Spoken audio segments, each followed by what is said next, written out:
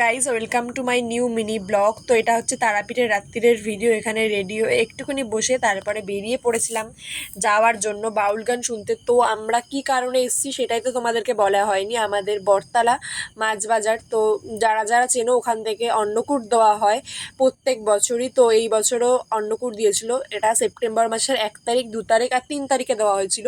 তো এটা হচ্ছে সেপ্টেম্বর মাসের 2 তারিখের ভিডিও। তার আগের দিনকে আমার এক্সাম ছিল বলে আমি 1 তারিখে যেতে পারিনি।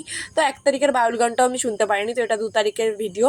আর বাউল গান শুনতে যাচ্ছিলাম। তো তার আগে কিছু খাওয়া দাওয়া করে নিয়েছিলাম, যেমন চপ আর হচ্ছে গিয়ে মুড়ি খাওয়া হয়েছিল, সেটার ভিডিও করা হয়নি। তো এখানে আমরা ফুচকা খেয়ে নিচ্ছিলাম। তো ফুচকা খাওয়ার কম্পিটিশন হচ্ছে, দেখো আমার মাকে কীভাবে ফুচকা খাচ্ছে। তো এখানে ফুচকা টুচকা খেয়ে তারপরে আমরা যাচ্ছিলাম বাউল গান শুনতে। তো বাউল গানের ওখানে তো প্রচুর গরম, তো তার জন্য এখান থেকে ফ্যান কিনে নিচ্ছিলাম একটা। আর কালকেও নাকি ওরা একটা কিনেছিল, কিন্তু ওই পাখাটা কি একটা প্রবলেম হয়েছে, তো তাই আবার এখান থেকে একটা কিনে নিল। আর তারপরে যাচ্ছিলাম, তার আগে বান্ধবীর সাথে দেখা হয়ে গেছিলো, তো তাই বান্ধবীদের হোটেলে চলে গেছিলাম। হোটেলে গিয়ে একটু আয়না দেখেছি, তো একটু ক্যাব মারবো না গাইস, এটা কখনো হয়? তো আমাদের পাড়া থেকে বেশিরভাগ লোকই এসছিল তারাপীঠে। তো এখানে হচ্ছে গিয়ে বান্ধবীদের লজ থেকে বেরাচ্ছিলাম, তো তখন একটা কাকু এসে বললো যে আমার মেয়ের বার্থডে ছিল, তো এখান থেকে কেক দিয়ে দিল। তো কেক খেয়ে তারপর চলে গেছিলাম সোজা বাউল গানের ওখানে। আর একটুখানি বসে থাকার পরে আমাদের নাচ শুরু হয়ে গেছিলো গাইজ। আর এই দেখো, জীবনে প্রথমবার আমি একটু আমার বড় মেশের সাথে ডান্স করলাম। তো এখানে ডান্স করে নিচ্ছিলাম মেশের সাথে।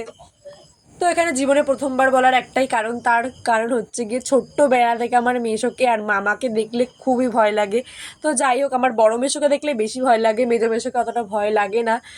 কেন জানি না, বড় মেশোকে দেখলে ভয় লাগে, কথা বলতেও ভয় লাগে।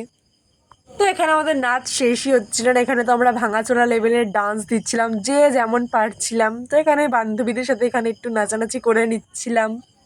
তো এখানে নাচানাচি করে তো আমাদের অবস্থা পুরো খারাপ হয়ে গেছিলো। তো এখানে পুরো গরমে ঘেমে পুরো স্নান করে গেছিলাম। তাতে কি হয়েছে গাইজ, একদিনই মজা হবে। তো এখানে তাও নাচানাচি করছিলাম। তো আবার পরের বছর বাঁচবো কি না তার কোনো ঠিক নেই। তো প্রচুর নাচতে হবে, প্রচুর চিল করতে হবে গাইজ। তো এখানে নাচ আমাদের শেষই হচ্ছিল না, আমরা নেচেই যাচ্ছি। আর গান বলছে থামিয়ে দেবে 10টার পর, আমরা বলছি না আর একটা, না আর একটা, এই করতে করতে প্রায় 10:30 11টা বেজে গেছিলো। তাও আমরা বলছি করো করো, গান করো, আরও গান করো। তো তারপরে নাচানাচি বন্ধ হয়ে গেছিলো ফাইনালি। তো তারপরে যারা গান করছিলো তারা বললো 10 মিনিট ব্রেক দাও। তো ওখানে 10 মিনিট ওদেরকে ব্রেক দেওয়া হয়েছিল। আর তারপরে গাইস আবারও কেউ রিকোয়েস্ট করছিল, তো আবারও গান শুরু হয়ে গেছিলো, মানে আবারও নাচানাচি শুরু হয়ে গেছিলো গাইস। তো আজকেই যেহেতু লাস্ট, তো তাই সেই কারণে সবাই রিকোয়েস্ট করছে যে না না আরেকটু। তো এই করে করে প্রায় আরও 1 ঘন্টা মতো গান করেছিল। তো আরও 1 ঘন্টা ধরে আমরা নাচানাচি চালিয়ে গেছি। চারিদিকে তো ঘামিয়ে চামিয়ে পুরো অবস্থা খারাপ হয়ে গেছিলো। তাও গাইস থামানো যাবে না, নাচতেই হবে।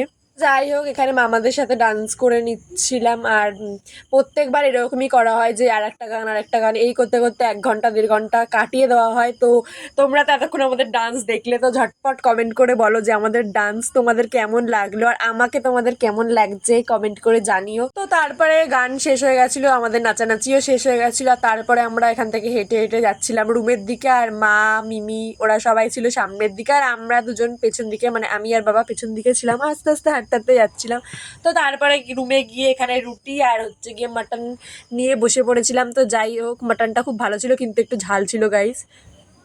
এটা হচ্ছে তার পরের দিনের সকালবেলা ভিডিও। তো এখানে হচ্ছে সকাল সকাল ঘুম থেকে উঠে পড়েছিলাম, তার কারণ আমাদেরকে বাড়ি যেতে হবে গাইস। তো এখানে সকাল সকাল ঘুম থেকে উঠে ভিডিওটা অন করে নিয়েছিলাম, আর এখানে একটু চা খাচ্ছিলাম, তাই তোমাদের সাথে একটু দেখিয়ে দিচ্ছিলাম গাইস। দেখো এইভাবে চা খেতে হয়, ঠিক আছে? আমার দেখে শিখে নেবে যে কীভাবে চা খেতে হয় আর ভিডিও বানাতে হয়। চাটা খুব তিতা ছিল, তাই এরকম একটু মুখটা ভ্যাচকি দিয়েছিলাম। আর তারপরে যাচ্ছিলাম এখানে কেনাকাটি করতে, মানে ওরা সবাই চলে গেছিলো কেনাকাটি করতে, আর আমার তো ঘুম থেকে উঠতে লেট হয়ে গেছিলো। তারপরে আমরা যাচ্ছিলাম।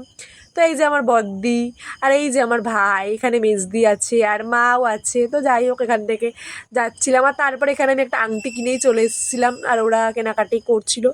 তো যাই হোক, এখানে আমি গিয়ে মোনাদেরকে দেখাচ্ছিলাম যে মোনা দেখ আমি আংটি কিনে নিয়ে এসেছি। আর তারপরে এটা বেরোনোর আগে পুরো রেডি হয়ে গেছিলাম। তো এবার আমি বেরোবো গাইস, চলো আবার স্টেশনে গিয়ে দেখা হচ্ছে। এখান থেকে আমরা যাওয়ার আগে হচ্ছে গিয়ে মানে আমার বড় মিমিরা আগে যাবে, তো বড় মিমিরা যাবে আর এই যে ছোট সেটা শুনেছে তাই ছোট আগে থেকে গিয়ে গেটের সামনে দাঁড়িয়ে আছে, মানে যেতে দেবে না বদ্দিকে। তো যাই হোক বদ্দি এখানে বসেছিল আর তারপরে বড় মিমিরাও বেরিয়ে গেছিলো আর তারপরে আমরাও বেরিয়ে গেছিলাম। তো এখান থেকে যাচ্ছিলাম আমরা রামপুরহাট স্টেশনের দিকে। তো আমার অন্য জায়গা থেকে বাড়ি যেতে গেলে এত মন খারাপ হয় না, তারাপীঠ থেকে আসার সময় আমার কেন যায় না এত মন খারাপ হয়, আর আমার আসতে ইচ্ছাই করে না কিছুতেই বাড়ি। সে আমি 2 দিন থাকি, 3 দিন থাকি আর 4 দিন থাকি, আমার পোষাই না, মনে হয় সারাক্ষণ থেকে যাই। মানে ওখানে যদি থাকতে পারতাম গাইজ ভালো হতো। তো যাই হোক তারপর ট্রেনে উঠে গেছিলাম আর ট্রেনও ছেড়ে দিয়েছিল।